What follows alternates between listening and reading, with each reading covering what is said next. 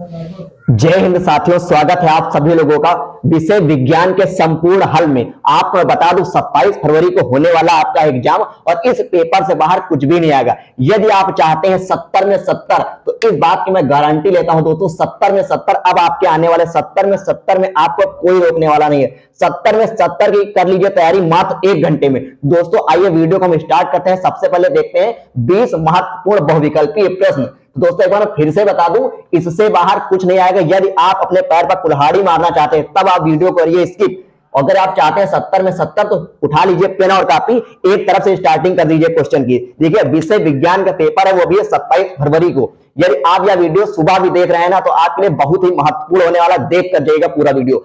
विषय विज्ञान और कक्षा 10 का यह पेपर हमें मिल चुका है। देखिए कहां से पेपर आया है और कैसे कैसे मैं आपको प्रश्न करा रहा हूं। सत्र 2022-2023 में ये पेपर आने वाला है 27 फरवरी को।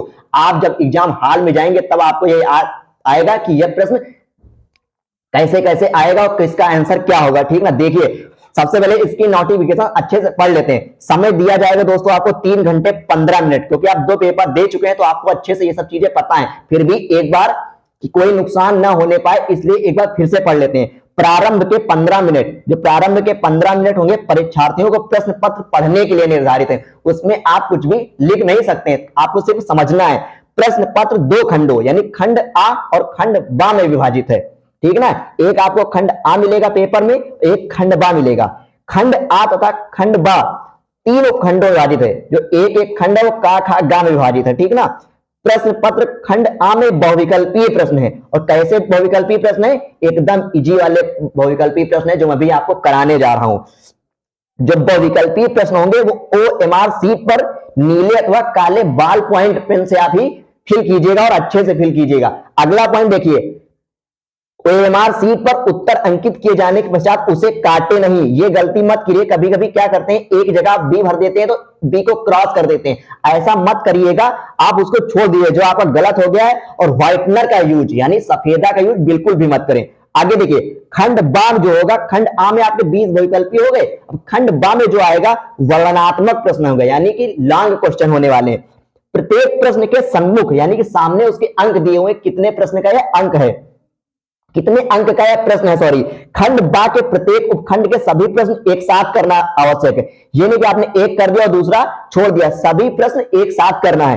प्रत्येक उपनय खंड नए प्रश्न से प्रारंभ करें। कुछ बच्चे क्या करते हैं, आधा पेज में खंड आ गया और खंड बा वहीं से स्टार्ट कर देते हैं। आराम से लिखिए, स्वच्छ तरीके से लिखिए और नए पेज से हर एक खंड को स्टार्ट कीजिए। ठीक ना, और सभी प्रश्न आपके अनिवार्य हैं दोस्तों, कोई भी प्रश्न आपको छोड़कर नहीं आना है। जहां पर अथवा लिखा है वही 2 में से एक को करना है। ठीक ना, जहां पर बीच में अथवा लिखा होता है, एक ऊपर दिया प्रश्न, बीच में अथवा नीचे, तो उसमें से आपको एक करना है। तो दोस्तों तू रख हौसला, वो मंजर भी आएगा, प्यासे के पास चलकर समुंदर भी आएगा, और थक कर ना बैठ ऐ मंजिल के मुसाफिर, मंजिल मिलेगी और मिलने का मजा भी आएगा। तो दोस्तों तैयार हो जाइए अब आपकी बार विज्ञान में 70 में 70 लाने के लिए और अपने माँ बाप का नाम रोशन करने के लिए। दोस्तों मैं गारंटी लेता हूं आपकी बार आपके आएंगे 70 में 70। पहला प्रश्न आप सभी लोगों के सामने, एकदम हो जाइए तैयार। इसका आंसर क्या होगा? वही होगा जो मैं बताने जा रहा हूं। जब प्रकाश नेत्र में प्रवेश करता है, जब यानी प्रकाश अपवर्तन होकर नेत्र में घुसता है परावर्तित होकर, तब अधिकांश अपवर्तन कहां होता है? फिर से पढ़िए, जब प्रकाश नेत्र में प्रवेश करता है तब अधिकांश अपवर्तन जो होता है प्रकाश का कहां पर होता है? दोस्तों अगर यहां पर आता है स्वच्छ मंडल तो स्वच्छ मंडल होगा, अगर कार्निया ऑप्शन में दिया तो कार्निया होगा। तो सही जवाब दोस्तों जो होगा वो आपका हो जाएगा स्वच्छ मंडल या कार्निया पर। तो दोस्तों समझ में आ गया ना आपके? प्रकाश नेत्र में जब प्रवेश करता है तो अधिकांश भाग अपवर्तन कहां पर होता है? स्वच्छ मंडल यानी कि कार्निया पर। आइए अब हम चलते हैं अगले प्रश्न की ओर। प्रश्न संख्या 2 आप सभी लोगों के सामने बहुत ही मजेदार प्रश्न। निम्नलिखित में से कौन वोल्टता यानी विभवांतर को निरूपित करता है? तो दोस्तों पहला ऑप्शन दिया हुआ है, दिया गया कार्य बटे विद्युत धारा गुणे समय। दोस्तों इसके कहने का मतलब पहले आप समझिए, कहना क्या चाहता है प्रश्न। ये कह रहा है जो विभवांतर है आपका V, ये दोस्तों दिया किया गया कार्य यानी W और बटे है ये ऑब्लिक जहां लगा इसका मतलब होता है बटे। विद्युत धारा का मतलब होता है I इंटू Q। ठीक ना, I इंटू समय दिया हो तो समय को दोस्तों T से प्रदर्शित करते हैं, क्यों नहीं होगा, यहां पर होगा T। तो ये हो जाएगा दोस्तों V equal to W upon I, और T किसका होता है? आई इंटू टी होता है क्यू, तो V बराबर W अपान क्यू। पहला ही ऑप्शन हमें मिल गया सही, बिल्कुल सही जवाब हो जाएगा दोस्तों। जो निम्नलिखित में से कौन वोल्टता को निरूपित करता है, तो किया गया कार्य बटे विद्युत धारा गुणे समय जो होगा, इसका सही जवाब हो जाएगा। दोस्तों मैं आपको एक बार फिर से समझा दूं, कुछ लोगों को समझ में नहीं आया होगा। यहां पर मैंने लिखा है आई इंटू टी, जो आई इंटू टी होता है, आई इंटू टी, ये आपका क्यू के बराबर होता है। मैंने आपको कूलाम के आवेश का नियम जो बताया था, आवेश का नियम, तो क्यू बराबर आई टी होता है, तो आई इंटू टी की जगह हम क्यू रख सकते हैं, तो W अपान क्यू हो जाएगा, ठीक है ना। एकांक आवेश में किया गया कार्य जो होता है विभवांतर के बराबर होता है, तो V equal to W upon Q हो जाएगा। सबसे पहले आपको इसको अपनी लैंग्वेज में, फिजिकल भाषा में आपको सबसे पहले इसमें लिख लेना है। विद्युत धारा I होता है, समय T होता है, और किया गया कार्य W होता है, और विभवांतर V होता है। तो दोस्तों इसका सही जवाब हो जाएगा ऑप्शन नंबर ए। देखिए आज का प्रश्न संख्या 3 दिया हुआ निम्नलिखित में से किस स्थिति में कोई अवतल दर्पण की एक चीज याद रखिएगा दोस्तों, जिसकी फोकस दूरी होती है सदैव ऋणात्मक होती है। निम्नलिखित में से किस स्थिति में अवतल दर्पण वस्तु बिंब से बड़ा, मतलब उसकी जो वस्तु है उससे बड़ा वास्तविक प्रतिबिंब बन सकता है। दोस्तों इसका जो सही जवाब हो जाएगा प्रश्न संख्या 3 का, सबसे पहले पढ़िए ऑप्शन। जब वस्तु बिंब दर्पण की वक्रता केंद्र पर हो, जब वस्तु दर्पण के ध्रुव और फोकस के बीच हो, जब वस्तु दर्पण के फोकस और वक्रता केंद्र के बीच हो, या जब वस्तु दर्पण की वक्रता त्रिज्या से अधिक दूरी पर स्थित हो। प्रश्न संख्या जो दोस्तों इसके 3 है, इसका सही जवाब हो जाएगा फोकस और वक्रता केंद्र के बीच। वस्तु कहां पर रखी हुई हो, फोकस और वक्रता केंद्र के बीच में जब वस्तु रखी होती है अवतल दर्पण की कंडीशन में, तो इसका जो प्रतिबिंब बनता है बड़ा बनता है और वास्तविक बनता है। तो दोस्तों इसका सही जवाब हो जाएगा फोकस और वक्रता केंद्र के बीच। चलिए आइए हम चलते हैं प्रश्न संख्या 4 की ओर। प्रश्न संख्या 4 आप सभी लोगों के सामने, कक्षा में सबसे पीछे बेंच पर बैठा कोई विद्यार्थी श्याम पट्ट पर लिखे अक्षरों को पढ़ सकता है। देखिए एक कोई स्टूडेंट है, वो क्लास में बैठा है और सबसे पीछे बैठा हुआ है। कहां पर बैठा है, सबसे पीछे बैठा है, और श्याम पट्ट पर लिखे हुए अक्षरों को पढ़ सकता है। जो दूर लिखा हुआ उसको पढ़ रहा है, लेकिन पाठ्य पुस्तक में लिखे अक्षरों को नहीं पढ़ पाता है। निम्नलिखित में से कौन सा कथन सही है। अब मेरी बात आप समझिए। देखिए एक कोई यहां पर विद्यार्थी है, क्या है, एस फॉर स्टूडेंट है, ठीक ना। वो दूर की वस्तुओं को देख लेता है, क्या करता है, दूर की वस्तुओं को देख लेता है, लेकिन निकट की वस्तु को नहीं देख पाता है। क्या करता है, दूर की वस्तुओं को देख लेता है, लेकिन निकट की वस्तु को नहीं देख पाता है। यानी कि इसका कहने का मतलब जो इसका निकट बिंदु है उससे दूर हो गया, जो निकट बिंदु था वो उससे दूर हो गया है, इसीलिए उसको नहीं देख पाता। तो इसका सही जवाब हो जाएगा ऑप्शन नंबर ए, विद्यार्थी के नेत्र का निकट बिंदु उससे दूर हो गया है। जब दूर हो गया इसीलिए उसको दिखाई पर नहीं दे रहा है, इसका सही जवाब हो जाएगा। अब आप आंसर इसका देंगे तो इसमें कौन सा दोष है और इस दोष को दूर करने के लिए कौन से लेंस का उपयोग करेंगे, एक बार अच्छे से पढ़ लीजिएगा। मोस्ट इंपॉर्टेंट यह क्वेश्चन होने वाला है। कैसा क्वेश्चन है, मोस्ट इंपॉर्टेंट क्वेश्चन है। आइए अब हम चलते हैं अगले प्रश्न की ओर। अगला प्रश्न दिया हुआ है, 5 प्रतिरोधकों जिनमें प्रत्येक का प्रतिरोध 1/5 ओम है का उपयोग करके कितना निम्नतम प्रतिरोध बनाया जा सकता है। प्रश्न संख्या 5, option number A 1/5, option number B 1/25, option number C 1/10, option number D 25 ohm. 5 प्रतिरोध हैं जिनमें प्रत्येक का प्रतिरोध 1/5 है का उपयोग करके कम से कम प्रतिरोध हम कितना बना सकते हैं, अधिकतम नहीं कह रहा है। तो प्रश्न संख्या 5 में 1/25 आ जाएगा। बिल्कुल इसे अच्छे से आप सभी लोग हल कर लीजिएगा और आंसर को एकदम रख लीजिए, एकदम आंसर को आप अच्छे से रख लीजिए।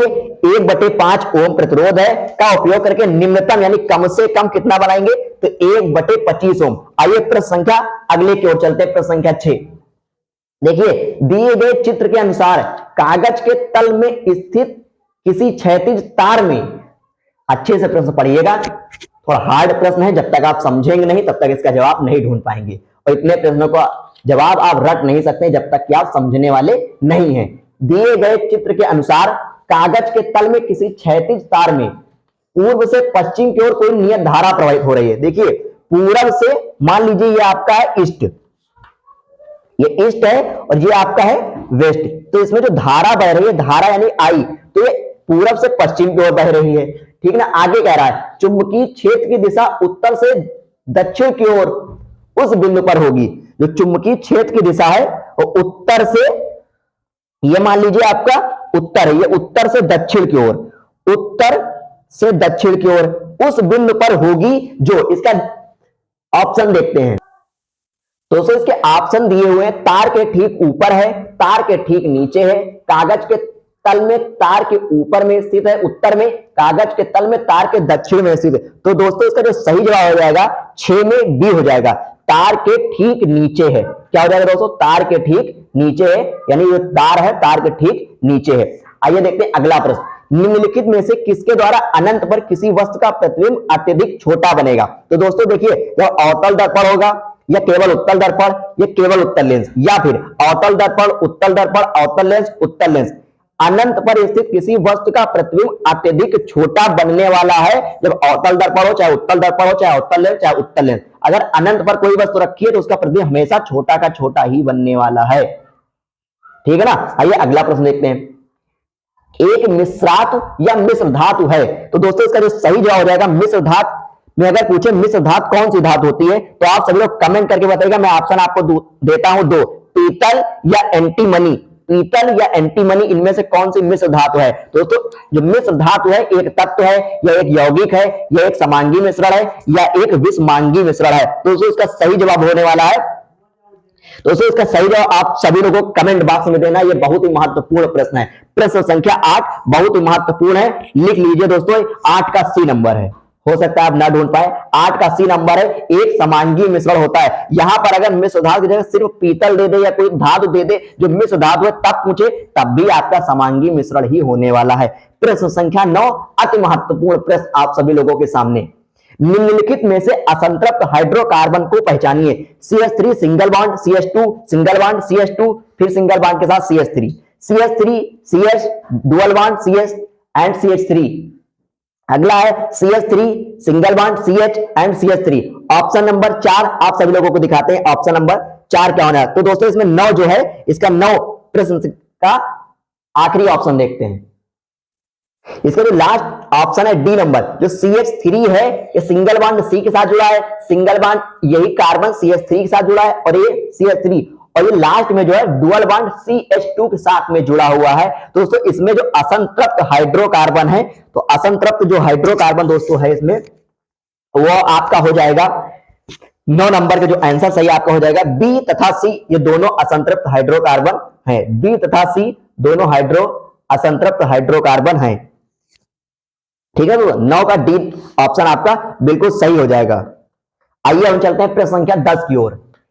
ठोस कैल्शियम ऑक्साइड जल के साथ तीव्रता से अभिक्रिया कर कैल्शियम हाइड्रोक्साइड बनाता है। देखिए ठोस कैल्शियम ऑक्साइड जल के साथ, कोई कैल्शियम ऑक्साइड है और जल के साथ तीव्रता करता है, अभिक्रिया करता है तेजी के साथ, तथा साथ में ऊष्मा उत्पन्न होता है। इस प्रक्रिया में चूने का बुझना, इस प्रक्रिया को चूने का बुझाना कहते हैं। कैल्शियम हाइड्रोक्साइड का जल में घुलकर इसका विलयन बनता है जिसे चूने का पानी कहते हैं। देखिए प्रश्न बहुत बड़ा बता रहे हैं लेकिन इसमें छोटा सा एकदम समझना है। निम्नलिखित में से कौन सा कथन चूने के बुझाने तथा इसके विलयन बनने के लिए सत्य है?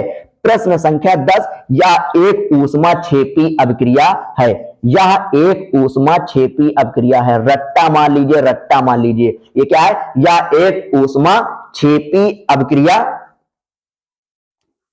तो दोस्तों देखिए इसमें जो जवाब दिया हुआ है 10 में बी नंबर, ठीक ना, 10 में जो बी नंबर है और इसके साथ साथ इसकी जो पीएच मान आएगी, इसका जो पीएच मान आएगा वो परिणामी विलयन की पीएच 7 से अधिक होगा। क्या होगा? पीएच मान सी से अधिक होगा। तो देखिए बी और सी इसमें दोनों सही जवाब है, दोनों सही जवाब है, लेकिन इसके नीचे भी कुछ दिया है। क्या सही है ये आपको बताना। दिया ए तथा बी, बी तथा सी, ए तथा डी, सी तथा डी। तो दोस्तों इसमें बी और सी दोनों सही है, तो इसका सही जवाब हो जाएगा बी। ऑप्शन नंबर आपका बी, जो बी और सी दोनों है। तो इसको रट्टा मान लीजिएगा। जब चूने की क्रिया कैल्शियम ऑक्साइड क्रिया कैल्शियम हाइड्रोक्साइड के साथ कराते हैं तो ऊष्मा उत्पन्न होती है, चूने का बुझना कहते हैं। फिर कैल्शियम हाइड्रोक्साइड क्रिया जब जल में घुलकर विलयन में आता है, इसे चूने का पानी कहते हैं। तो इसमें ऊष्माक्षेपीय क्रिया होती है और पीएच मान 7 से अधिक होगा। जब पीएच मान 7 से अधिक होगा, जो यौगिक बनकर तैयार होगा वह क्षारीय होगा। चलिए चलते हैं अगले प्रश्न की ओर। एक परमाणु की परमाणुवीय त्रिज्या का निम्नलिखित में से कौन सा कथन सही प्रदर्शन कर रहा है। तो इसमें देखिए आपको हो सकता है विजिबल हो रहा हो, यहां पर नाभिक एकदम अपने आंतरिक वाले कोष तक जा रही है त्रिज्या, इसमें दूसरे कोष तक, इसमें बीच से लेकर चौथे कोष तक, और इसमें कहीं भी त्रिज्या दिखाई ही नहीं गई है। आइए इसके हम देखते हैं ऑप्शन, ऑप्शन क्या होने वाले हैं। इसके जवाब दिए हुए 1 तथा 2, 2 तथा 3, 3 तथा 4 या 1 तथा 4। प्रश्न संख्या 11 का जो बी आपका हो जाएगा वो बिल्कुल सही हो जाएगा। और बी है क्या दोस्तों, मैं बता दूं, जहां पर प्रश्न संख्या 11 का बी जवाब बिल्कुल सही। देखिए यह एक परमाणु था यहां पर, ठीक ना, यह एक नाभिक यहां है और एक ये त्रिज्या यहां पर बी में। उधर आप देखिए, आपको बताने में थोड़ी दिक्कत होगी इसलिए मैं बता रहा हूं, यहीं पर इधर पेज ना पलटना पड़े। तो यहां से जो यहां तक दूरी है एक में, और एक में क्या है, एक ऐसे है, फिर एक ऐसे है, और फिर एक में दोस्तों कैसे है, ऐसे है। देखिए आपको हो सकता है विजिबल ना हो रहा हो, तो एक में यहां से यहां तक की दूरी और दूसरे में यहां से लास्ट तक कोष तक की दूरी जो है, ये 2 और 3 में चित्र में पीछे बने हुए हैं। तो यही दोस्तों हो जाएगा आपका सही जवाब, ठीक ना। तो यही है आपकी क्या है दोस्तों, परमाणवीय त्रिज्या है। आइए हम देखते हैं प्रश्न संख्या 12। कॉलम ए ये दिया हुआ है, कॉलम बी इधर दिया है। रासायनिक पदार्थों का सुमेलन कॉलम बी में दिए गए उनके अनुप्रयोगों से कीजिए। ब्लीचिंग पाउडर कांच का विरचन, बेकिंग सोडा H2 तथा Cl2 का उत्पादन करता है, धावन सोडा विरंजन, सोडियम क्लोराइड प्रतिअम्ल। यहां पर ये सुमेलित नहीं है, आपको सुमेलित करना है। तो दोस्तों इसका मैं सही जवाब सबसे पहले मैं आपको बता दूं, उसके बाद आप सभी लोग सुमेलित कर लीजिएगा। तो 12 में सी होगा, 12 में जो सी होगा ये आपका सही जवाब हो जाएगा, ठीक ना। आपको दिख रहा होगा 12 में सी। अब 12 में सी क्या कह रहा है आप ये समझिए, पहला जो है ये सी से मिल जाएगा, पहला जो होगा ये आपका सी से मिल जाएगा, यानी विरंजन, ब्लीचिंग पाउडर विरंजन करता है। दूसरा जो होगा वो डी से मिल जाएगा, बेकिंग सोडा का कार्य होता है प्रतिअम्ल का। तीसरा जो दोस्तों हो जाएगा वो आपका हो जाएगा ए, तीसरा जो हो जाएगा आपका ए हो जाएगा। धावन सोडा काम होता है कांच का विरचन तथा सोडियम क्लोराइड जिससे बचा है उससे कर दिए। वैसे भी आपको पता है सोडियम क्लोराइड जो होता है H2 और प्लस Cl2 से मिलकर ही बनता है, तभी आपका ये बनता है 2HCl। तो ये आपको बिल्कुल सही जवाब हो गया है, ऑप्शन नंबर सी। 12 का ऑप्शन नंबर सी बिल्कुल सही जवाब है। और इसको भी आप रख लीजिए, ब्लीचिंग पाउडर विरचन, यहां भी वाह आ रहा है, यहां भी वाह। बेकिंग सोडा प्रतिअम्ल, धावन सोडा कांच का विरचन, सोडियम क्लोराइड, तो भाई मिला ही मिला एकदम, ठीक ना। आइए अगले प्रश्न को चलते हैं, बिल्कुल एकदम खासम खास बहुत लाजवाब प्रश्न। प्रश्न संख्या 13, यहां पर लिखा हुआ नीले लिटमस पत्र को लाल कर देता है। कौन लाल कर देता है? लवण लाल कर देता है नीले लिटमस पेपर को, कि अम्ल कर देता है, कि क्षार कर देता है, कि सूचक? एक बात बताइए, यदि मैं यहां लिखूं आ नीला, अगर हम कहें अम्ल, आ से कह दे अम्ल, आ से बोले आ फार होता है अम्ल, ठीक ना, और ना फार बोले ना, यहां लिखा है नी, इसको कर दे नीला, और यहां पर लास्ट में लिखा है लाल, यहां क्या लिखा मैंने? लाल। तो देखिए आप पढ़िए, अम्ल नीले लिटमस पेपर को लाल कर देता है। दोस्तों सही जवाब हो जाएगा अम्ल। क्या हो जाएगा? अम्ल नीले लिटमस पेपर को लाल कर देता है। अम्ल नीले लिटमस पेपर को लाल कर देता है, तब क्षार लाल को नीला कर देता है, ठीक ना। क्षार लाल को नीला कर देता है, आपको याद रखना, आ नीला, अम्ल नीले लिटमस को लाल कर देता है। प्रश्न संख्या 14 बहुत ही महत्वपूर्ण प्रश्न। चूने के पानी से भरी परख नली में जब मुंह द्वारा फूंका जाता है तब चूने का पानी किसकी मौजूदगी के कारण दुधिया हो जाता है? जो चूने का पानी होता है एकदम सफेद हो जाता है, किसकी मौजूदगी, यानी उसमें किसकी उपस्थिति होती है? चूने का जो पानी होता है उसमें मुंह लगाकर परख नली से फूंकते हैं तो चूने का रंग जो पानी होता है दुधिया हो जाता है। तो दोस्तों उसमें कार्बन डाइऑक्साइड के कारण होता है। क्या होता है? कार्बन डाइऑक्साइड के कारण होता है। प्रश्न एकदम अच्छे से नोट कर लीजिएगा। यदि आपको वीडियो बिल्कुल अच्छा लग रहा हो, आपको लग रहा हो कि महत्वपूर्ण है, तो दोस्तों के पास एक बार शेयर अवश्य कर दीजिएगा। आइए हम चलते हैं अगले प्रश्न की ओर। अगला प्रश्न दिया हुआ है, कुछ डायनासोरों में सिर, कुछ डायनासोरों में एक पर मौजूद थे किंतु उड़ नहीं सकते थे, लेकिन पक्षियों में पर होते हैं। देखिए यहां दिया हुआ है, डायनासोरों में पर मौजूद थे लेकिन उड़ नहीं सकते थे, लेकिन पक्षियों में पर होते हैं जो उन्हें उड़ने में मदद करते हैं। विकास के संदर्भ में यह अर्थ हुआ कि 15 में, ठीक है, 15 में पक्षियों की उत्पत्ति सरीसृपों से हुई है। सरीसृपों से हुई है, ये आपको एकदम अच्छे से रट्टा मार लेना है भैया, ठीक है ना। डायनासोर और जहां चिड़ियों की बात है पक्षियों की, तो पक्षियों की जो उत्पत्ति है सरीसृप जीव जंतुओं से हुई है। प्रश्न संख्या 16 की ओर हम सभी लोग चलते हैं। यदि किसी जीव का जीवाश्म, देखिए यदि किसी जीव का जीवाश्म, देखिए जीवाश्म क्या होता है, देखिए जीवाश्म कहते हैं जैसे करोड़ों वर्ष पहले या हजारों वर्ष पहले कोई चीज की अवशेष मिला या ढांचा मिला या उसका कोई एक छोटा सा अंग मिला, उसी को कहते हैं जीवाश्म। क्या कहते हैं? जीवाश्म। तो यहां दिया है यदि किसी जीव का जीवाश्म पृथ्वी की अपेक्षा गहरी परतों से प्राप्त हुआ है, मतलब पृथ्वी के अंदर बहुत एकदम अंदर जाके प्राप्त हुआ है, ये पृथ्वी है, ये पृथ्वी, ये परत परत के अंदर बहुत अंदर से प्राप्त हुआ है, तो तब हम भविष्यवाणी कर सकते हैं कि जीव का विलोप हाल ही के वर्षों में हुआ। मतलब जीव का जो विलोप हुआ भी जल्दी हुआ है? नहीं हुआ है। जीव का विलोप हजारों वर्ष पूर्व हुआ है, कह सकते हैं। पृथ्वी के परतों की जीवाश्म की स्थिति का जीव के विलुप्त होने के अवधि से कोई संबंध नहीं। कैसे नहीं है? जो पृथ्वी के परतें हैं, जीव अंदर जितनी अंदर पाया जाएगा उतना पुराना होगा। दोस्तों इसका जो सही जवाब हो जाएगा, जीव का विलोप हजारों वर्ष पूर्व हुआ है, तभी तो पृथ्वी के ऊपर परत परत के ऊपर परत परत के ऊपर परत वो बहुत नीचे दब गया है। आज भी अगर आपके घर में कोई सामान खो जाता है और उसके 10 साल बाद ढूंढे तो उसके ऊपर कुछ ना कुछ पटाई ही होती है, तो वो नीचे दब जाता है। ठीक ना? आइए हम चलते हैं अगले प्रश्न की ओर। दिया हुआ दिए गए भाग में ए, ये दिया हुआ ए, बी और सी किस क्रम में है? तो देखिए जो ये आपका फिगर बना हुआ है, क्या दिया हुआ है दोस्तों? ये जो आपका फिगर बना हुआ है, इसमें जो ए नंबर है, ये जो ए नंबर है दोस्तों, ये आपका है प्रांकुर। इसको जो ऊपर वाला हिस्सा होता है इसको कहते हैं प्रांकुर। क्या कहते हैं दोस्तों? इसको कहते हैं प्रांकुर। और जो बी नंबर पे दोस्तों दिया हुआ है इसको कहते हैं बीज पत्र। बी से बीज पत्र, बी से बीज पत्र। ये देखिए सारे प्रश्न कई बार पूछे गए हैं, आपकी परीक्षा की दृष्टि से काफी महत्वपूर्ण है। अगला प्रश्न सी नंबर जो हो जाएगा मूलांकुर हो जाएगा। क्या हो जाएगा दोस्तों? मूलांकुर। तो आप देख लीजिए ये सीरीज से जहां लिखे हैं वही आपका सही जवाब हो जाएगा। सबसे ऊपर वाले हिस्से को प्राकुर कहते हैं, बीच में जो आता है उसको बीज पत्र कहते हैं। वैसे बा से बीज होता है, बा से बीज होता है और मूलांकुर हो गया। तो यहाँ पर सी से हो जाएगा आपका लास्ट वाला, और इसमें सही जवाब जो होगा प्रांकुर, बीज पत्र, मूलांकुर इसमें दिया हुआ है। तो आपका 17 का सी नंबर बिल्कुल सही जवाब है। आइए चलते हैं अगले प्रश्न की ओर, और अब इसके बाद लॉन्ग क्वेश्चन स्टार्ट हो जाएंगे। अमृता देवी बिश्नोई राष्ट्रीय पुरस्कार भारत सरकार द्वारा किस क्षेत्र में प्रदान किया जाता है? जीव संरक्षण हेतु प्रदान किया जाता है। अमृता देवी बिश्नोई राष्ट्रीय पुरस्कार भारत सरकार के द्वारा किस क्षेत्र में प्रदान किया जाता है? जीव संरक्षण हेतु। भारत सरकार द्वारा दिया जाने वाला सबसे महानतम पुरस्कार क्या है? भारत रत्न। अगला प्रश्न, यदि मटर के एक गोल, ध्यान से समझिए, यदि मटर के एक गोल, ठीक, हरे रंग के बीज वाले यानी RRYY झुर्रीदार तथा पीले रंग के बीज वाले पौधे RRYY संकरण कराए जाएं तो F1 बीज कैसे होंगे? ठीक ना? आइए इसका ऑप्शन आपको बताते हैं। ऑप्शन है इसके गोल और पीले होंगे, यानी F1 जो आपका पूछा है उधर, F1 जो पूछा है F1 कैसा होगा? गोल और पीले होंगे, गोल और हरे होंगे, झुर्रीदार और हरे होंगे, झुर्रीदार और पीले होंगे। तो दोस्तों इसका जो सही जवाब हो जाएगा गोल होंगे और वो पीले होंगे। देखिए अगर इसमें आपसे पूछता सिर्फ गोल होंगे, अगर कहता सिर्फ गोल, अगर पूछता इसमें सिर्फ गोल होते, इसका सही जवाब F1 गोल और पीले। यदि सिर्फ गोल होते तो RR होता। कैसा होता? RR। RR का मीन्स होगा गोल, गोल हो जाएगा। अगर आपसे पूछते कि लंबा है, टाल है, तो दोस्तों आपका इसमें कैपिटल टी हो जाता। यदि आपसे पूछते बौना है, कैसा है? बौना है, तो डबल टी हो जाता, वो भी स्मॉल। ठीक है ना? ये 3 प्रश्न में से एक प्रश्न बनने वाला है।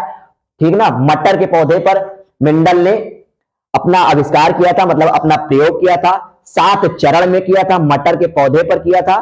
ठीक ना? मटर के पौधे पर 7 चरण में किया था। इतनी बात आपको अच्छे से इनकी रट लेनी है। आइए अब हम चलते हैं अगले प्रश्न की ओर। निम्नलिखित में चित्र में अंकित ए मादा जनन तंत्र के किस भाग को प्रदर्शित करता है? चित्र को अच्छे से देखिए, यह एक मादा जनन तंत्र का हिस्सा बनाया गया है। इसमें कहीं पर ए लिखा है, आपको विजुअल हो रहा है। इस ए का नाम बताना है। ऑप्शन है आपका ग्रीवा, ऑप्शन नंबर बी है योनि, नंबर सी है गर्भाशय या फिर अंडाशय। इसका सही जवाब हो जाएगा अंडाशय।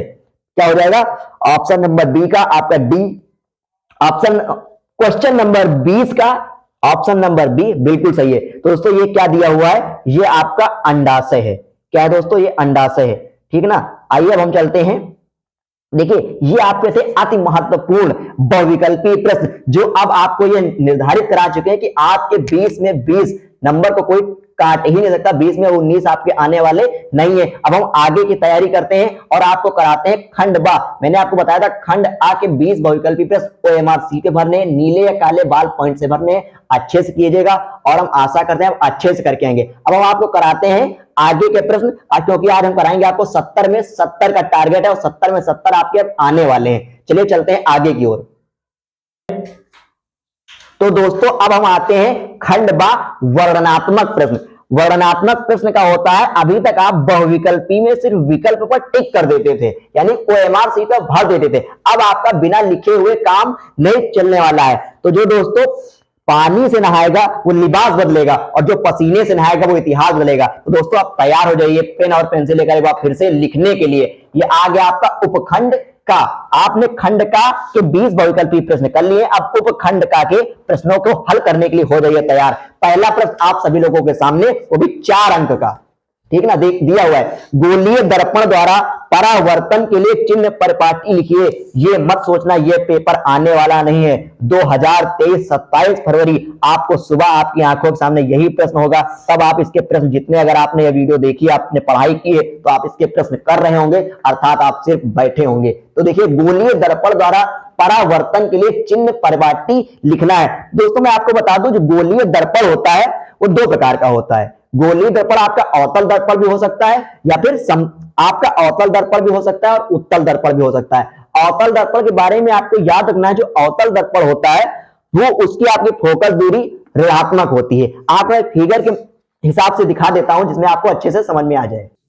तो दोस्तों देखिए यहां पर आपके सामने मैंने फिगर रख दिया है। गोलीय दर्पण 2 प्रकार का होता है। मैंने यहां पर एक फिगर रख दिया और एक यहां पर, दोनों फिगर आपके सामने रख दिए। अब आप इतना समझ सकते हैं कौन सा फिगर है। तो देखिए दोस्तों यह एक फिगर दिया हुआ है, ये आपका एक दर्पण है और ये भी आपका एक दर्पण है। तो दोस्तों हम इसको x, इसको x डैश, इसको y डैश, इसको y मान लेते हैं। देखिए जब हम ऊपर की ओर बात करेंगे, ये मूल बिंदु है, ऊपर की ओर धनात्मक, इधर ऋणात्मक। इस प्रकार इधर भी आपकी धनात्मक और इधर ऋणात्मक होगा। यहां पर कोई वस्तु रखी है जिसका मुख्य फोकस, जिसका वक्रता केंद्र आपकी ये है और मुख्य फोकस जो आपका यहां पर पड़ेगा। दोस्तों इसके बारे में आपको थोड़ा सा अच्छे से डीपली आपको पढ़ लेना है। फिगर के बारे में थोड़ा सा बता दे रहा हूं अब इसके, क्योंकि फिगर ज्यादा नहीं पूछता है, ठीक है, लेकिन आपको फिर भी इसके बारे में थोड़ा सा समझ लेना है। देखिए जब यहां पर कोई वस्तु पड़ती है, यहां पर कोई वस्तु आई, जब आपतित होकर इधर जाती है तो जो आपतित प्रकाश की दिशा होगी वो धनात्मक हो जाएगी इधर। लेकिन अगर यहां से कोई वस्तु यहां फोकस पड़ती है इधर जाती है तो ऋणात्मक हो जाएगी। जो आपतित प्रकाश की दिशा होगी वो प्रकाश की दिशा के विपरीत हो जाएगी, इसलिए जो आपतित प्रकाश होगा वो आपकी दिशा के विपरीत, यानी कि वो ऋणात्मक हो जाएगा। यहां पर मूल बिंदु होगा। तो इस प्रकार से इन चीजों को आपको अच्छे से याद रख लेना है। क्या वक्रता केंद्र क्या होता है, फोकस दूरी क्या होती है, वाई डैश क्या है, वाई अक्ष क्या है, एक्स डैश क्या होता है, इसके बारे में आपको अच्छे से पढ़ लेना है। फिलहाल मैंने ये बता दिया गोलीय दर्पण द्वारा चिन्ह परिपाटी आने वाला है। आइए आपको नियम बताते हैं। देखिए यहां पर मैंने लिख दिया है गोलीय दर्पणों द्वारा परावर्तन के लिए, गोलीय दर्पणों द्वारा परावर्तन के लिए चिन्ह परिपाटी। क्या लिखा है, गोलीय दर्पणों द्वारा परावर्तन के लिए चिन्ह परिपाटी, ठीक ना। आइए अब इसके बारे में आपको अच्छे से समझा देते हैं जिसमें आपको याद आ जाए और आप पेपर आपका अच्छा एकदम बिल्कुल अच्छे से करके आए। देखिए यहां मैंने लिखा है गोलीय दर्पणों द्वारा परावर्तन के लिए चिन्ह परिपाटी क्या होता है, कैसे। देखिए दर्पण के ध्रुव को मूल बिंदु, मैंने आपको भी बताया दर्पण का जो ध्रुव होगा उसको क्या मानना है, उसको आपको मूल बिंदु मानना है, ठीक है ना। दर्पण के ध्रुव को आपको मूल बिंदु मानना है। देखिए जो ध्रुव होगा उसको आपको मूल बिंदु मानना है और मूल बिंदु की मुख्य अक्ष को एक्स डैश, देखिए जो मुख्य अक्ष होगा उसको एक्स अक्ष तथा मुख्य अक्ष के लंबवत वाले ध्रुव से गुजरने वाली रेखा को वाई डैश कहते हैं। ये आपको अच्छे से पता होना चाहिए। दर्पण के ध्रुव को मूल बिंदु, मुख्य अक्ष को एक्स अक्ष तथा मुख्य अक्ष के लंबवत, लंबवत मतलब ऊपर वाला जो निकलेगा, मैंने आपको आपके भी फिगर के द्वारा बताया था, ठीक ना। ये ऐसे मान लीजिए इसको 1 मिनट के लिए। तो यार जो मुख्य फोकस है, ठीक है, क्या है, ये आपका ध्रुव है, सॉरी ये ध्रुव है। तो ध्रुव को मूल बिंदु, इसको क्या मानेंगे, मूल बिंदु। अब मूल बिंदु के बाद ये एक्स हो जाएगा, ये एक्स डैश हो जाएगा, ये वाई हो जाएगा और ये आपका वाई डैश हो जाएगा, ठीक ना। देखिए ये मूल बिंदु हो जाएगा, ये एक्स हो जाएगा, ये एक्स डैश, ये वाई डैश। अब आगे देखिए ये आपका एक हो गया पहला नियम। अब आगे देखिए आपतित प्रकाश, देखिए आपतित, यहां पर क्या होगा दोस्तों, आपतित प्रकाश बाईं ओर से दाहिनी ओर से चलता है। बाईं ओर से दाहिनी ओर की ओर चलता लिया जाता है। किधर से लिया जाता है? बाईं ओर से दाहिनी ओर लिया जाता है। अगला आपके सामने मैंने एक पॉइंट नोट किया है, वो देखिए भैया 3 समस्त दूरियां दर्पण के ध्रुव से नापी जाती हैं। जो आपका जो ध्रुव होता है, दर्पण का ध्रुव जो होता है, यानी जिसको मूल बिंदु हमने माना है, तो यहीं से नापी जाएंगी। चाहे इधर ऋणात्मक ली जाए, चाहे इधर धनात्मक की ओर ली जाए, चाहे इधर धनात्मक की ओर। ये नापी कहां से आएगी? आपकी ये ध्रुव से नापी जाएगी। दर्पण के ध्रुव से दाहिनी ओर अर्थात आपतित प्रकाश की दिशा से जाने वाली दूरियां धनात्मक, मैंने अभी आपको बताई, दाहिनी ओर यानी धनात्मक, और बाईं ओर ऋणात्मक हो जाएगी। तो ये आपको एकदम नॉर्मल चीजें हैं। गोलीय दर्पण की परपाटी आपको एकदम अच्छे से रट लेना है। दर्पण के मुख्य अक्ष से ऊपर की ओर जाने वाली दूरी धनात्मक और नीचे की ओर जाने वाली ऋणात्मक। आपको देखिए ऊपर जा रही है तब धनात्मक, दाहिने जा रही है तब धनात्मक। ऊपर जाए तब धनात्मक और दाहिने जाए तब धनात्मक, नीचे जाए तब ऋणात्मक और बाएं जाए तब ऋणात्मक। भाई इतनी चीज आपको याद रखनी। गोलीय दर्पण के परावर्तन की ये थी आपकी परपाटी, ठीक ना। आपको फिगर बना के बड़े अच्छे से ये तीनों पॉइंट आपको लिख देने हैं। ये आपके 4 नंबर कहीं नहीं जाने वाले। आइए चलते अगले प्रश्न की ओर। अगला प्रश्न दोस्तों दिया हुआ है, वायुमंडल में अपवर्तन किस प्रकार होता है?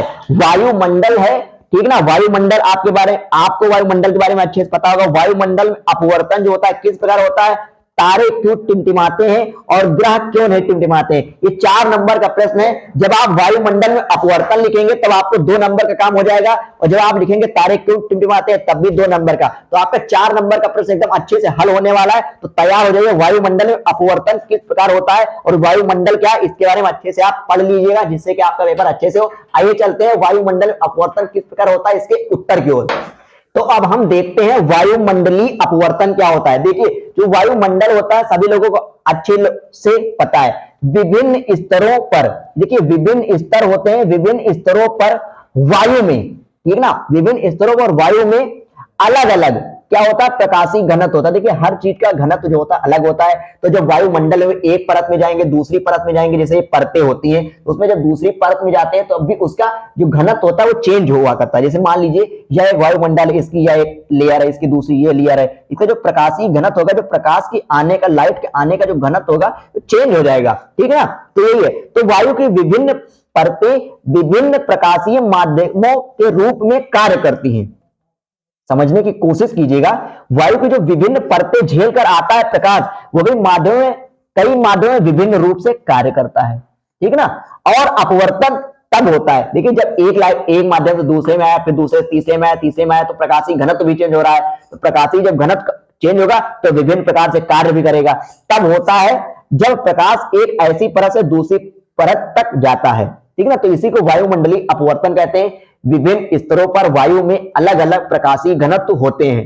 तो वायु की विभिन्न परतें विभिन्न प्रकाशीय माध्यमों के रूप में कार्य करती हैं। और अपवर्तन तब होता है जब प्रकाश एक ऐसी परत से दूसरी परत तक जाता है। भैया जब तक एक लेयर से दूसरी लेयर में नहीं जाएंगे तब तक आपका अपवर्तन ही नहीं होगा। तो वही चीज तो है वायुमंडल में भी। वायुमंडल में कई परतें होती हैं। जब एक परत से झेलकर दूसरे परत में प्रकाश आता है तब घनत्व भी चेंज होता है। इसी को तो वायुमंडलीय अपवर्तन कहते हैं। आइए देखते हैं तारे रात में क्यों टिमटिमाते हैं। इसी में जो दूसरा जवाब देना था। पृथ्वी के वायुमंडल में प्रवेश करने के बाद, देखो जो पृथ्वी है, पृथ्वी में जब वायुमंडल प्रवेश करने के पश्चात पृथ्वी के पृष्ठ तक पहुंचने तक तारे का प्रकाश निरंतर अपवर्तित होता है। देखिए जो पृथ्वी पर प्रकाश पहुंचता है, वायुमंडल में प्रवेश करता है, उसके बाद पृथ्वी के पृष्ठ तक आते आते प्रकाश जो है जैसे जैसे चेंजिंग होता है प्रकाशीय घनत्व उसका चेंज हुआ करता है, उसकी लाइट। तब उसी के कारण तारे टिमटिमाते हैं, ठीक ना। समझ गए होंगे आप सभी लोग। पृथ्वी के वायुमंडल में प्रवेश करने के पश्चात पृथ्वी के पृष्ठ पर पहुंचने तक, जब तक कि लाइट यहां तक नहीं पहुंचती है तब तक तारे प्रकाश निरंतर अपवर्तित हुआ करते हैं, जिस कारण तारे आपको टिमटिमाते हुए दिखाई पड़ते हैं। आइए हम चलते हैं अगले प्रश्न की ओर। प्रश्न संख्या 3 आप सभी लोगों के सामने है। तो कहता है 2 ओम 3 ओम, क्या दिया है? दिया हुआ 2 ओम 3 ओम तथा 6 ओम को कैसे जोड़ा जाए। ये ओम जो होता है प्रतिरोध का मात्रक होता है। प्रतिरोध का जो एसआई मात्रक होता है ओम मीटर होता है। ये 2 चीज आपको याद रखना है। जो प्रतिरोध होता है दोस्तों, ये क्या होता है? प्रतिरोध। देख लीजिए यहां पर मैं लिख रहा हूं प्रतिरोध। प्रतिरोध को इंग्लिश में रेजिस्टेंस कहते हैं, रेजिस्टेंस कहते हैं। प्रतिरोध को आर से दर्शाते हैं, इसका मात्रक ओम होता है, क्या होता है, ओम होता है। यदि आपसे दूसरी भाषा में पूछे एसआई मात्रक ओम का, तो ओम में मीटर लगा दीजिएगा, आपका सही जवाब हो जाएगा ओम मीटर। गुणे में है ये, ना कि बटे में। ओम प्रति मीटर नहीं, ओम मीटर, ओम गुणे मीटर। अब प्रश्न देखते हैं, यहां से मुझे लगा इंपॉर्टेंट, मैंने आपको बता दिया। आइए हम चलते हैं अगले प्रश्न की ओर। ओम का एसआई मात्रक, प्रतिरोध का एसआई मात्रक ओम मीटर, और प्रतिरोध का मात्रक ओम होता है। 2 ओम, 3 ओम तथा 6 ओम के तीनों प्रतिरोधकों को किस प्रकार जोड़े कि संयोजन का कुल प्रतिरोध 4 ओम हो तथा दूसरे फिर कैसे जोड़े कि 1 ओम हो। तो देखिए, सबसे पहले मैं आपको बता दूं इसको किस प्रकार से जोड़े कि 1 ओम हो। तो देखिए, इसके लिए आपको कुछ नहीं करना है, बिल्कुल एकदम आसानी से लगने वाला है ये सवाल, ठीक है ना दोस्तों। इसको सबसे पहले आप समांतर क्रम में जोड़ लीजिए। कैसे जोड़ना है दोस्तों, इसको आपको समांतर क्रम में जोड़ना है। समांतर क्रम आपको सभी लोगों को पता है, समांतर क्रम मैंने आपको बताया भी है, आप लोगों को अच्छे से आपके टीचर ने भी पढ़ाया होगा क्लास में। समांतर क्रम दोस्तों क्या होता है, ये होता है 1/r, इसी को कहते हैं समांतर क्रम, ठीक ना। 1/r1 हो जाएगा, जितने हैं वहां तक आप जोड़ लीजिए, 1/r2 कर लीजिए, 1/r3 कर लीजिए, ठीक ना। अब देखिए यहां पर क्या दिया हुआ है, समझने की कोशिश कीजिए। यहां पर दिया हुआ क्या है, यहां पहला दिया है 2 और फिर दिया है 3 तथा 6, तो 1 लाना है। तब देखिए, तो पहला आपको लिख लेना है यहां पर 1/2, ठीक, और प्लस 1/3 प्लस 1/6। तो किस प्रकार जोड़े कि 1 हो, तो हम समांतर क्रम में पहले जोड़ेंगे। अब इसमें हम एलसीएम बराबर करेंगे दोस्तों, ठीक ना। इसमें 3 से गुणा करेंगे तो एलसीएम 6 आने वाला है, तो ऊपर भी 3 से। इसमें 2 से करेंगे तो ऊपर उसमें भी 2 से करेंगे। तो देखिए, अब एलसीएम बराबर हो गया, 6 हो गया यहाँ पर। अब 3 एक कम 3 हो गया, और 2 को 1 से गुणा करेंगे 2 हो गया, और यहाँ 1 पहले था। 2 3 2 5 1 6 और 6/6, 6 को 6 से काट देंगे, आपका आंसर आ जाएगा, ठीक ना। 1/r आपका आ गया 1, यानी कि जो आपका r आएगा वो भी आपका तुल्य प्रतिरोध 1 ओम आएगा। तो दिए हुए 3 प्रतिरोध 2 ओम, 3 ओम तथा 6 ओम को जब हम समांतर क्रम में जोड़ते हैं तब तुल्य प्रतिरोध 1 ओम आता है। लेकिन अब दूसरा प्रश्न क्या कह रहा है, आप ये समझिए। कह रहा है 2 ओम, 3 ओम, 6 ओम को कैसे जोड़े कि 4 ओम आए। कैसे आए, तो दोस्तों इसमें 4 ओम आंसर लाना है। तो देखिए, आप इसके बारे में बताते हैं। देखिए, सबसे पहले पहला प्रतिरोध 2 ओम है, ठीक ना, और फिर दूसरा प्रतिरोध 3 ओम है, और फिर ये 6 ओम है, ठीक ना। ओम को ऐसे बनाया जाता है, ठीक, ओम को ऐसे बना लिया। तो देखिए 3 ओम और 6 ओम को सबसे पहले आपको समांतर क्रम में जोड़ना है।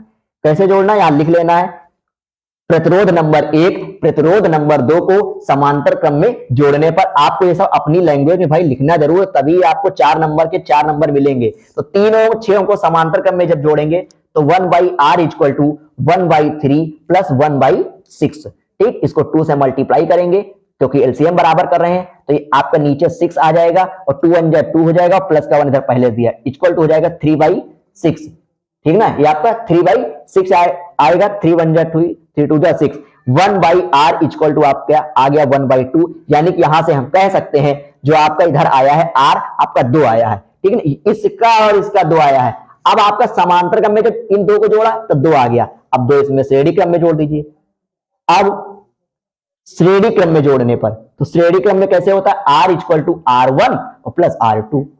r1 कितना निकाला है, पहले से 2 दिया है, r अभी कितना निकाला है, इनको 2 निकाला, 2 और 2 आपका 4 ओम आ गया। तो दोस्तों ये आपका हो गया 4 नंबर की एकदम कहानी सेट, इसमें कोई आपको काटने वाला नहीं, 4 नंबर। तो दोस्तों 70 में 70 इसी तरह से आएंगे जब आप ऐसे पढ़ाई करेंगे तब, ठीक ना। तो 4 ओम आपका आ गया है। तो पहले तीनों को समांतर क्रम में जोड़ा है मैंने 1 ओम लाने के लिए, दूसरे में 4 ओम लाने के लिए, दूसरे और तीसरे को समांतर क्रम में, तथा बाकी बचे हुए दोनों को श्रेणी क्रम में जोड़ने पर 4 ओम आता है। आइए हम चलते अगले प्रश्न की ओर।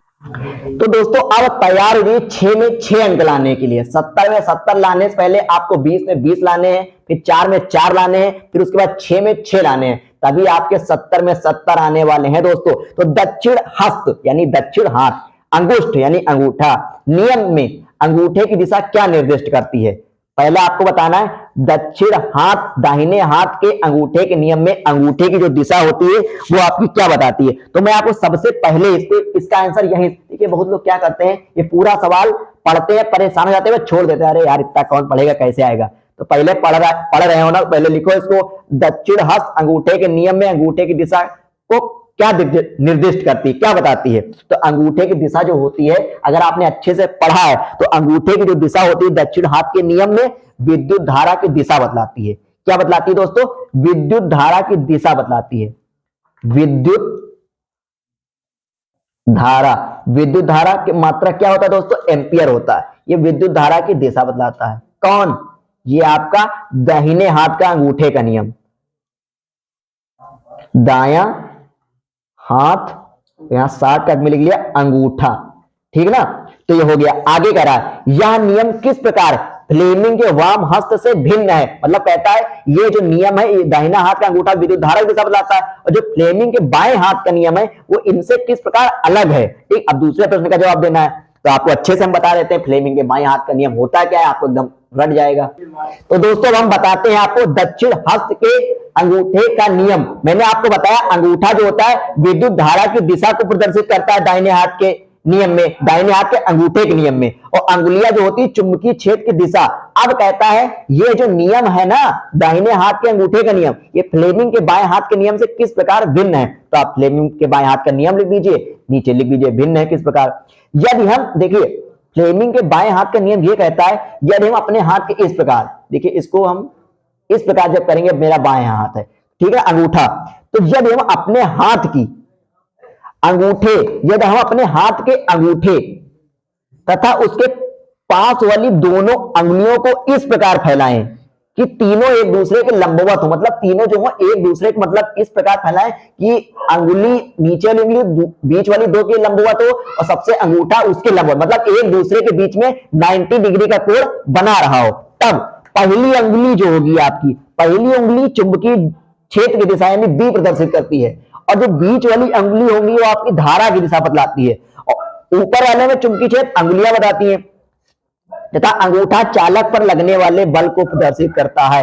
आपको इसमें याद रखना है जो दाहिने हाथ के अंगूठे का नियम होता है उसमें विद्युत धारा की दिशा बतलाता है अंगूठा, और जो फ्लेमिंग के बाएं हाथ का नियम होता है अंगूठा चालक पर लगने वाले बल को प्रदर्शित करता है। आपकी 6 नंबर की कहानी एकदम फिट हो चुकी है। बस आपको क्या करना है, यहां पर दाहिने हाथ का अंगूठा बना देना है, और यहां पर फ्लेमिंग के बाएं हाथ के नियम में अपने बाएं हाथ का अंगूठा बनाना है, ना कि फ्लेमिंग के बाएं हाथ का अंगूठा बनाना है। तो दोस्तों फिर से पढ़ लीजिए, अंगूठा जो होगा दाहिने हाथ का विद्युत धारा की दिशा बतलाएगा, और बाएं हाथ का अंगूठा जो होगा फ्लेमिंग के बाएं हाथ के नियम से चालक पर लगने वाले बल को प्रदर्शित करेगा। आइए चलते अगले प्रश्न की ओर। 6 नंबर की आपकी कहानी यहां से सेट हो चुकी है सिर्फ एक पेज लिखने पर। तो दोस्तों जो मैंने अभी आपको प्रश्न कराया दाहिने हाथ और फ्लेमिंग के बाएं हाथ के नियम, उसी में अथवा करके एक प्रश्न दिया हुआ है। देखिए यदि आपको एक पता है तो बहुत अच्छी बात है, यदि आपको दोनों पता है तो आपको जो परफेक्ट लगता है यानी एकदम सुपर लगता है वही कीजिएगा। तो दिया हुआ विद्युत मोटर का सिद्धांत तथा कार्य विधि स्पष्ट कीजिए। विद्युत मोटर में विभक्त वलय का क्या महत्व होता है।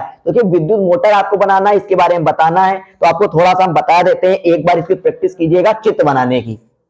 तो देखिए दोस्तों जैसा कि आप फिगर में देख रहे हैं यहां पर विद्युत मोटर एक दिया हुआ है जिसको आपको अच्छे से पढ़ लेना है कैसे विद्युत मोटर बनाएंगे, और इसके बारे में आपको अच्छे से एक एक चीज रट लेनी है। और विभक्त वलय दिशा परिवर्तक क्या होता है। देखिए विद्युत मोटर क्या होता है, विद्युत मोटर एक साधन है, दिया हुआ है सामने आपको। विद्युत मोटर एक साधन है जो विद्युत धारा को यांत्रिक ऊर्जा बदलता है, मतलब एक ऐसा साधन जो विद्युत धारा को यांत्रिक ऊर्जा बदले उसी को कहते हैं आपका विद्युत मोटर। विद्युत धारा को यांत्रिक ऊर्जा में रूपांतरित करने वाली युक्ति को विद्युत मोटर कहते हैं। आपका फिगर आपके सामने है, इसके बारे में आपको अच्छे से पढ़ लेना है। आर्मेचर क्या होता है दोस्तों, या तांबे के पतले पतले विद्युत अवरोधित मतलब इंसुलेटेड तार देखा होगा आपने, उसके ऊपर प्लास्टिक का चढ़ा होता है, इंसुलेशन इसलिए चढ़ा होता है क्योंकि आपको करंट ना मारे। यदि उस पर न चढ़ाओ, अंदर कॉपर और या एल्युमिनियम आप छू लेंगे तो आपको करंट मार सकता है, ठीक ना। तो आर्मेचर बहुत या तांबे के पतले विद्युत अवरोधित तार के अनेकों फेरों की आयताकार कुंडली होती है जो अपनी अक्ष पर स्वतंत्रता पूर्वक घूमा करती है, जो उसके अंदर होता है वो घूमा करता है, ठीक ना। आर्मेचर क्षेत्र चुंबक क्या होता है, देखिए यह एक शक्तिशाली स्थायी चुंबक होता है जिसके 2 ध्रुव खंड नॉर्थ और साउथ होते हैं। नॉर्थ और साउथ को हम चाहे जितना काटते चले जाए, हर एक छोटा सा छोटा खंड नॉर्थ और साउथ में ही बचेगा, ना कि वो सिर्फ नॉर्थ बचे। चाहे जितना बड़ा चुंबक हो उसको आप तोड़ते चले जाएंगे, नॉर्थ साउथ फिर नॉर्थ साउथ फिर नॉर्थ साउथ, नॉर्थ साउथ ही बनेगा, ठीक ना।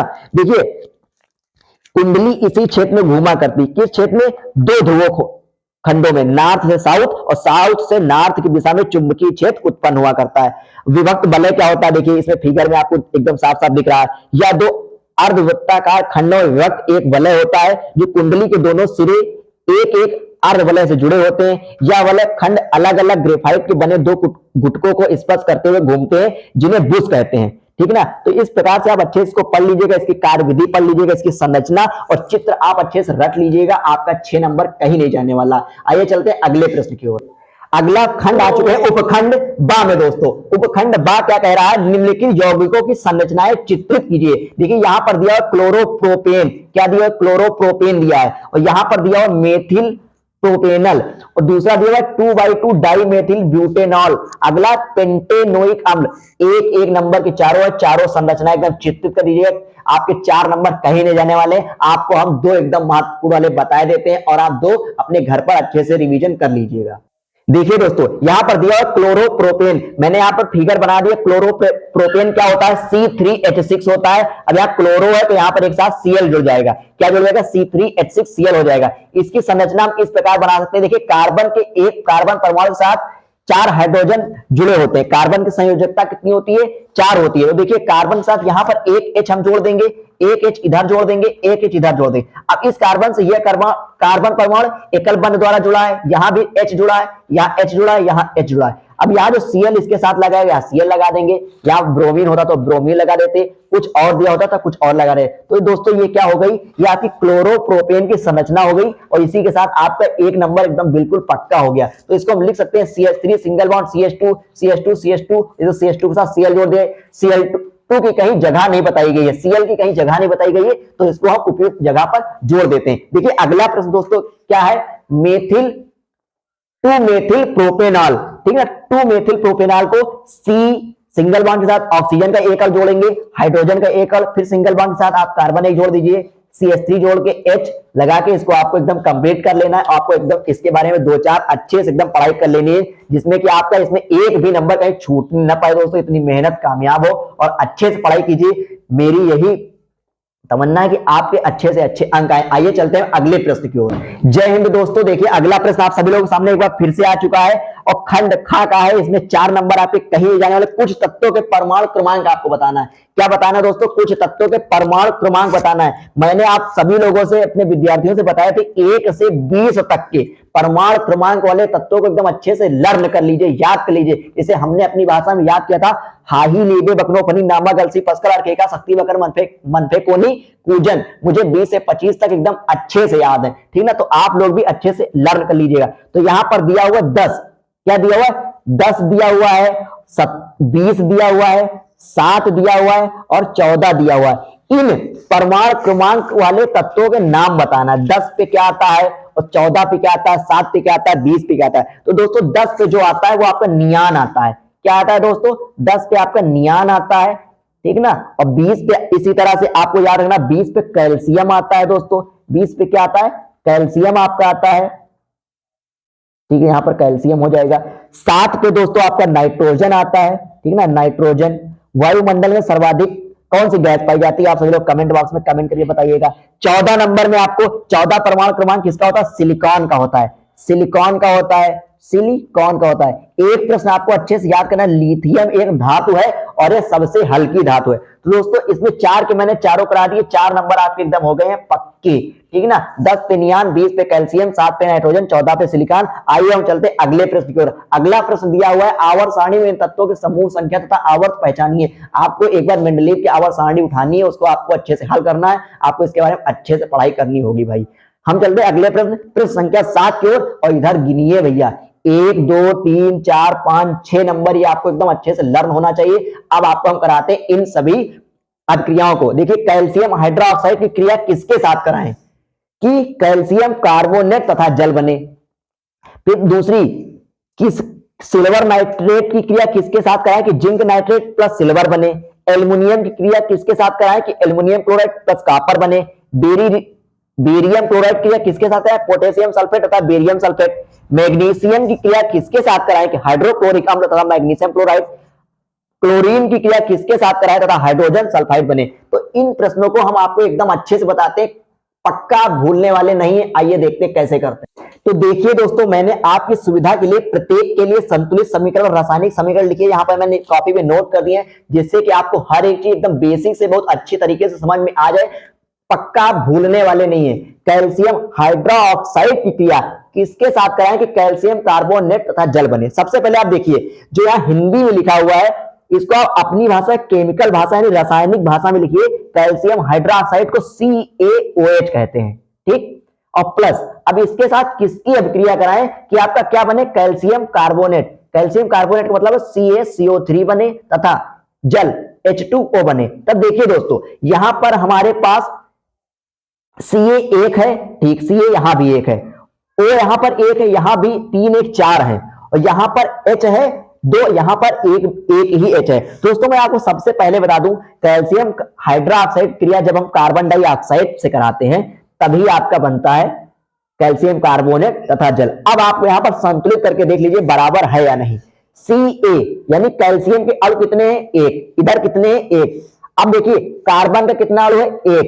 अब कार्बन के यहां पर कितना है, 1, ऑक्सीजन के 2 और यहां 1, 3, ऑक्सीजन के 1 और यहां 3, ठीक ना दोस्तों। यहां 3 1 4 और यहां 2 1 3 आपका हो गया, ठीक ना दोस्तों। तो यहां पर 3 1 4 हो जाएगा, 2 1 3 हो जाएगा। तो इसको आपको संतुलित कर लेना एकदम अच्छे से, जिसमें आपका ये प्रश्न जाने ना पाए। तो कैल्शियम हाइड्रोक्साइड क्रिया जब कैल्शियम कार्बोनेट के साथ कराते हैं तब दोस्तों इसका जो आएगा, कैल्शियम हाइड्रोक्साइड क्रिया जब कार्बन डाइऑक्साइड के साथ कराएंगे तो कैल्शियम कार्बोनेट तथा जल बनता है।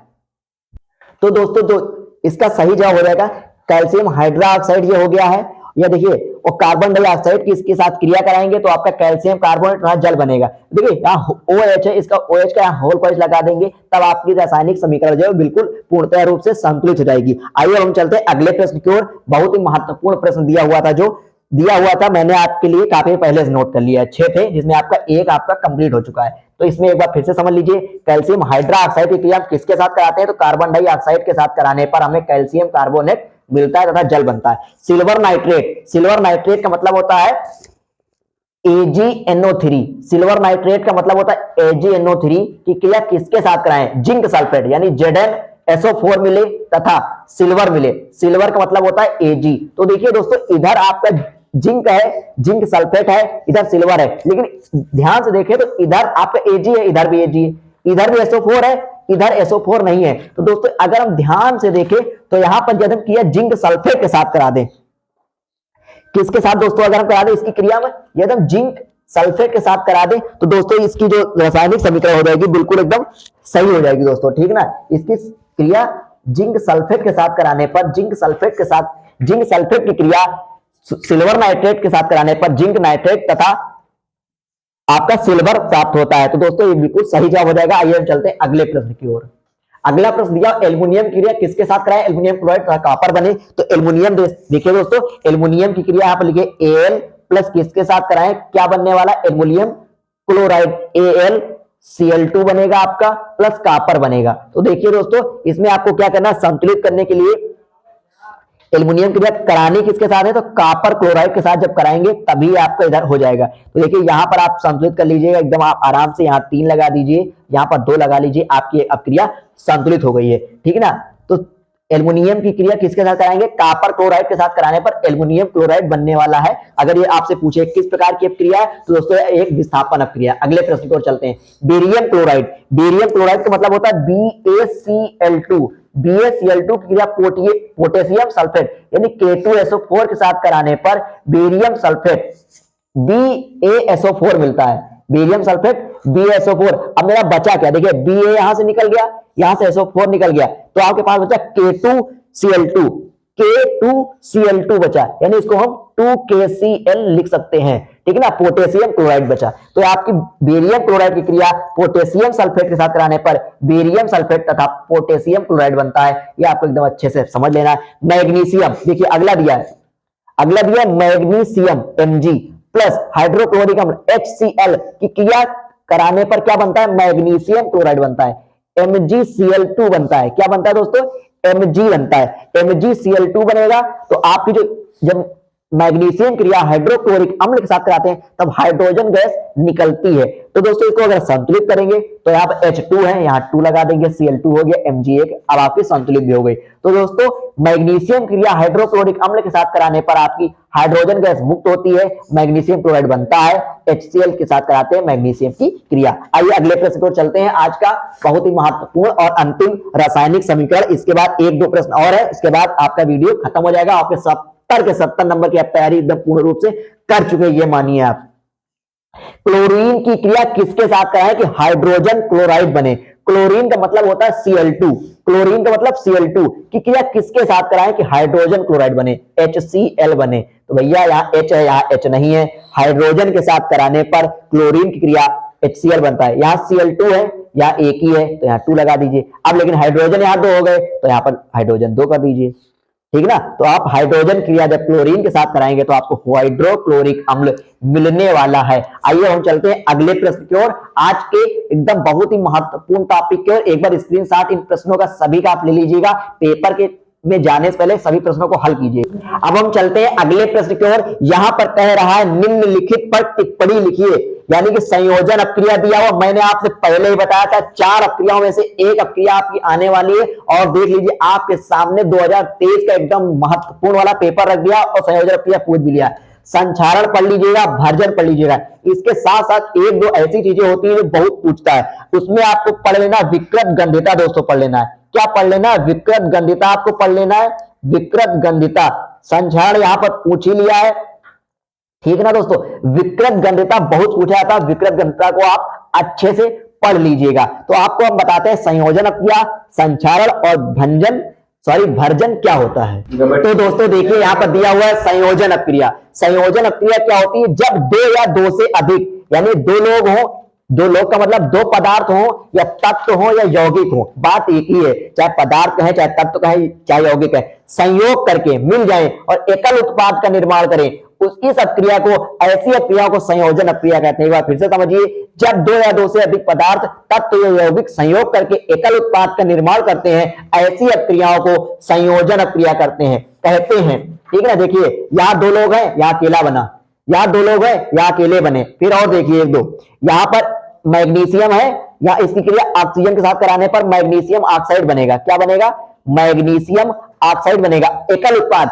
ऐसी क्रिया जब 2 या 2 से अधिक पदार्थ तत्व या यौगिक संयोग करके एकल उत्पाद का निर्माण करते हैं, ऐसी क्रियाओं को संयोजन अपक्रिया कहते हैं। आपके सामने उदाहरण, कार्बन की क्रिया ऑक्सीजन के अणुओं के साथ कराने पर कार्बन डाइऑक्साइड, ठीक है दोस्तों।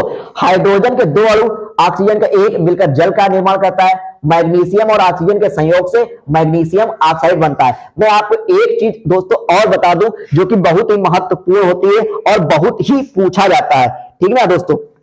इसके साथ साथ जब मैं आपको बताऊं तो कई चीजें ऐसी होती हैं जिसमें और आप इसमें एग्जांपल रख सकते हैं, जैसे कि यहां पर मैं बीच में लिख देता हूं अमोनिया, ठीक है ना, NH3 की क्रिया HCl के साथ कराने पर, किसके साथ, HCl यानी कि हाइड्रोक्लोरिक अम्ल के साथ कराने पर NH4Cl यानी कि अमोनियम क्लोराइड प्राप्त होता है। यह भी एक आपकी संयोजन अपक्रिया है। और वियोजन अपक्रिया दोस्तों क्या होता है, वियोजन अपक्रिया एक बहुत ही महत्वपूर्ण अपक्रिया होती है जो कि कई महत्वपूर्ण पेपरों में पूछी गई है, तो इसलिए उसके भी आपको 1-2 एग्जांपल हम आपको करा देते हैं, परीक्षा की दृष्टि से काफी महत्वपूर्ण है। तो दोस्तों वियोजन अपक्रिया होती क्या है, सबसे पहले ये देखिए, वियोजन अपक्रिया वह अपक्रिया होती है जिसमें कोई एक उत्पाद 2 या 2 से अधिक पदार्थों या अवयवों में टूट जाता है, टूटकर बिखर जाता है, ऐसी अपक्रिया को वियोजन अपक्रिया कहते हैं। वियोजन अपक्रिया ऐसी अपक्रिया होती है जब कोई एक उत्पाद कई पदार्थों में टूट जाता है। जैसे कि मैं आपको एक एग्जांपल बता देता हूं, HCl यहां मान लीजिए है, ठीक ना, वियोजन का मान लीजिए यहां पर HCl दिया है। वियोजन का एक उदाहरण मैं आपको दे देता हूं, यहां पर दिया HCl जो है तो ये H+Cl- में टूट जाएगा, ये वियोजन है, ठीक ना। यहां CaCO3 दिया हुआ है, कैल्शियम कार्बोनेट, ये भी आपका कार्बन डाइऑक्साइड तथा कैल्शियम में टूट जाएगा, ये भी आपकी वियोजन है। जब एक कोई अभिकारक, एक कोई उत्पाद 2 या 2 से अधिक अभिकारकों में टूट जाता है, बिखर जाता है, उसको वियोजन कहते हैं। ऐसी एक क्रिया जहां पर एकल 2 अभिकारक मिलकर एक एकल उत्पाद का निर्माण करते हैं, संयोजन कहते हैं। आइए देखते हैं संक्षारण क्या होता है। संक्षारण धातु का अभिकार को, देखिए धातु का अभिकार को द्वारा, देखिए ऊपर लिख दिया, थोड़ा छूट गया था, धातु का अभिकार को द्वारा यौगिकों में बदलकर नष्ट होने की प्रक्रिया को संक्षारण कहते हैं। देखिए जैसे आयरन को नम वायु में डालने पर, आप लोहे की सरिया लाइए, उसको महीने 2 महीने के लिए खुले में डाल दीजिए, तब उसका क्या होगा, वायुमंडल में ऑक्सीजन के साथ उसका क्रिया होगी, तब वह आपका धीरे धीरे जंग लगने लगेगा। इसी को कहते हैं जंग लगना या फिर संक्षारण या फिर पदार्थ का नष्ट होना। इसको रासायनिक भाषा में जब पढ़ेंगे तब आप कहेंगे धातु का अभिकारकों द्वारा यौगिकों में बदलकर नष्ट होने की प्रक्रिया को संक्षारण कहते हैं। जैसे कि संक्षारण को रोकने के लिए क्या करते हैं, लोहे को पेंट कर देते हैं, ठीक ना, लोहे पर एक परत चढ़ा देते हैं पेंट करके, इसके संक्षारण हम उससे रोक सकते हैं। अगला प्रश्न है भर्जन। देखिए दोस्तों भर्जन क्या होता है, सांद्रित अयस्क, कोई एक अयस्क जो सांद्रण विधि द्वारा सांद्रित कर दिया गया है, सांद्रित अयस्क को परावर्तनी भट्ठी में, किसमें, परावर्तनी भट्ठी में उसके गलनांक के नीचे, मतलब जैसे मान लीजिए वो 240 टेम्परेचर पे गलती है तो उससे नीचे 220 230 पर के नीचे नियंत्रित वायु की उपस्थिति में, वहां पर वायु की उपस्थिति हो, इतना गर्म किया जाए, इतना गर्म किया जाए कि वो बिना पिघलने ना पाए। देखिए 240 पे ले जाएंगे तो पिघल जाएगी, मान लीजिए उसका गलनांक 240 है तो आप 240 पे ले जाएंगे तो पिघल जाएगी, 240 नीचे रखेंगे तो पिघलेगी नहीं, तो वह भर्जन कहलाता है। फिर से समझिए, सांद्रित अयस्क को परावर्तनी भट्ठी में उसके गलनांक के नीचे नियंत्रित वायु की उपस्थिति में इतना गर्म किया जाए कि वह बिना पिघले ऑक्सीकृत हो जाए, तो उसे भर्जन कहते हैं। ठीक ना दोस्तों, तो ये थे आज के बहुत ही महत्वपूर्ण प्रश्न जो कि परीक्षा की दृष्टि से काफी महत्वपूर्ण है। आइए देखते हैं आगे क्या दिया हुआ है। तो दोस्तों यहाँ पर दिया हुआ निम्नलिखित संकरणों में संतति की विशिष्टताएं बताइए। देखिए इसकी विशिष्टताएं क्या होती है, इनको आपको अच्छे से मेंडल के पढ़ लेना है। मेंडल के बारे में आपको मैंने बताया था, मटर के पौधे पर उन्होंने अपना प्रयोग किया था, 7 चरणों में किया था। कैपिटल जब टी होता है तो लंबे होते हैं, स्मॉल टी होता है तब आपका बौना होता है, जब राउंड होगा यानी आर होगा तो आपका गोल होगा। तो आपको इसके बारे में फिगर आपको अच्छे से पढ़ लेना है। 4 नंबर का प्रश्न आया था, रंध्रों के खुलने तथा बंद होने की प्रक्रिया को चित्र द्वारा स्पष्ट कीजिए। इसको अच्छे से आपको आराम से पढ़ लेना है, कोई भी परेशानी ना आने पाए। ये सारे के सारे प्रश्न पूछे जाने हैं। वातावरण में कार्बन डाइऑक्साइड का नियंत्रण करने के कुछ उपाय का सुझाव दीजिए। तो आप इसके बारे में अपने अगल बगल देख रहे होंगे कि वाहनों की अधिक उपयोगिता के कारण भी जो साइलेंसर से निकलने वाला धुआं यानी कार्बन डाइऑक्साइड होता है वो कितना नुकसान करता है हमारे वायुमंडल को।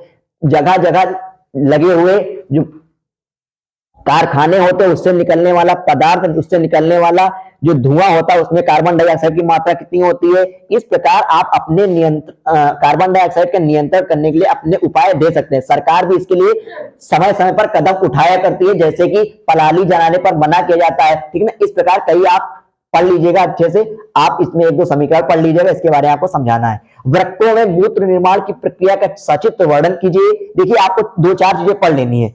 वृक्क में मूत्र निर्माण की प्रक्रिया, ठीक ना, मानव के नर जनन तंत्र, मानव में नर जनन तंत्र, हृदय पढ़ लेना है आपको। क्या पढ़ लेना है, हृदय आपको अच्छे से पढ़ के जाना है, तथा पाचन तंत्र। इसी में से आपके 6 नंबर में के 2 क्वेश्चन आपके फंस जाएंगे और आपके 12 नंबर की कहानी को कोई रोकने वाला नहीं है। आपको अच्छे से बस एक बार पढ़ाई कर लेनी, हृदय का चित्र बनाना सीख लीजिएगा और पाचन तंत्र के बारे में पढ़ लीजिएगा, मानव के जनन तंत्र तथा मूत्र निर्माण की प्रक्रिया। तो दोस्तों आज का वीडियो हम यहीं पर समाप्त करते हैं और आपको मैं बता दूं, अब आपको 70 में 70 लाने में कोई रोकने वाला नहीं है यदि आपने अच्छे से पढ़ाई की है दोस्तों।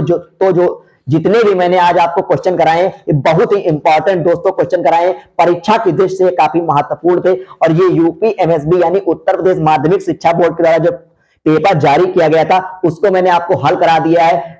मैं अब इसके बारे में 70 में 70 की गारंटी ले सकता हूं। 3 घंटे 15 मिनट में आप पूरा का पूरा पेपर हल करके आएंगे, कोई भी प्रश्न छूटने वाला नहीं है। मैंने आपको 20 बहुविकल्पी कराए, उसके बाद जितने भी प्रश्न मेरे कराने वाले थे, जितने भी इंपॉर्टेंट थे, वो आपको एक भी बिना प्रश्न छोड़े पूरा पेपर सॉल्व करा दिया है। तो दोस्तों यदि आपको लगता है कि हाँ अब हम तैयारी अच्छे से कर रहे हैं और अच्छे से तैयारी हुई है, तो दोस्तों अपने चाहने वालों के पास, जानने वालों के पास और जिसका भी आप भला चाहते हो उनके पास इस वीडियो को भेज दीजिएगा और बता दीजिएगा ये पढ़ लो, इससे बाहर अब की बार कुछ नहीं आने वाला है। तो दोस्तों मिलते हैं आप सभी लोगों से अगले नेक्स्ट वीडियो के साथ, जिसमें आपको बहुत ही महत्वपूर्ण सब्जेक्ट की बहुत ही अच्छी जानकारी देंगे। तब तक के लिए जय हिंद। घर पर रहें, स्वस्थ रहें, प्रसन्न रहें, अपने से बड़ों का सम्मान करें, पेपर में अच्छे से करके आए। तो रख हौसला, वो मंजर भी आएगा, प्यासे के पास चलकर समुंदर भी आएगा। और थक कर ना बैठे ऐ मंजिल के मुसाफिर, मंजिल मिलेगी और मिलने का मजा भी आएगा। जो पानी से नहाएगा,